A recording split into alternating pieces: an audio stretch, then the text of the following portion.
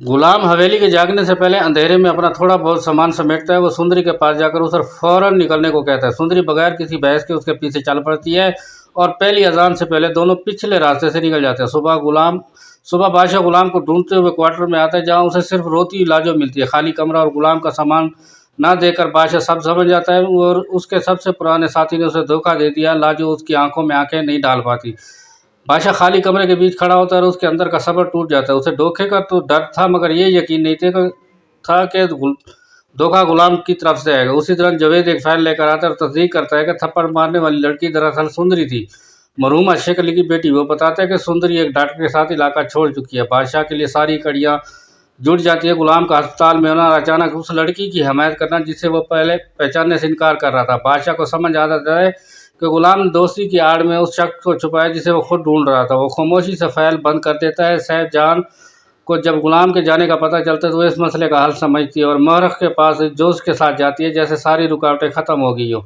वो उसे बताती है कि बादशाह का दिमाग ख़राब करने वाला गुलाम अब इसके रास्ते में नहीं रहा, इसलिए शादी की तारीख वही रहेगी और तैयारियां मज़ीद तेज़ी से शुरू कर दी जाए। साहिब जान हवेली में पूरे यकीन के साथ हिदायत देती है, जैसे बादशाह का दुख सिर्फ वक्ती है। उन्होंने फैसला कर लिया होता है कि शादी हर हाल में होगी। दूसरी तरफ दादी से पहले खुर्शीद सर्वेंट क्वार्टर पहुंच जाती है, जहां वो लाजो को रोते हुए कश्मकश में मुब्तला पाती है कि वो सच बताए या डर के मारे खामोश रहे। खुर्शीद इसके पास बैठकर उस लड़की के बारे में सवाल करती है कि उसके पास पहले आशिक अली के माजी के कुछ राज और गुलाम की लाई हुई इस अनजान लड़की के किरदार के अधूरे टुकड़े मौजूद होते हैं, मगर तस्वीर अभी धुंधली होती है।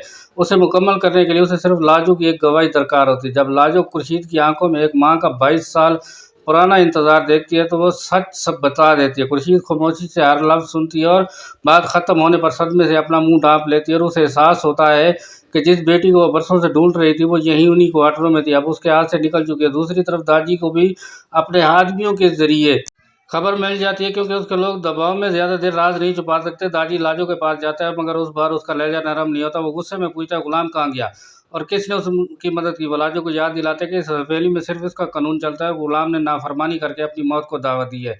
वो लाजी को धमकी देता है और गुलाम की गलती की कीमत अब पूरा खानदान चुकाएगा। दूसरी तरफ बादशाह अपने आदमियों को जमा करता है और आज उसके लहजे में कोई सियासत नापतोल नहीं होती, बल्कि वो जुनून होता है। वो बगैर किसी दिखावे के हुक्म देता है कि हर हाल में गुलाम और सुंदरी को ढूंढ कर लाया जाए।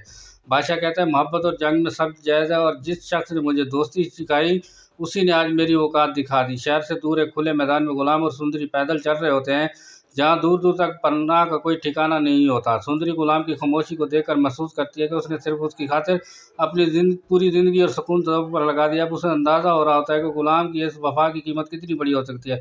गुलाम कुछ कहे बगैर आगे बढ़ता है और जैसे आने वाली किसी मुसीबत के लिए तैयारी पर खामोश फिजा में गाड़ियों की आवाज़ गूंजने लगती है। गुलाम वहीं रुक जाता है और उस समय देखता है जहाँ से आवाज़ तेज़ी से करीब आ रही होती है। उसे अंदाज़ा था कि बादशाह के आदमी जल्द उसे ढूंढ लेंगे।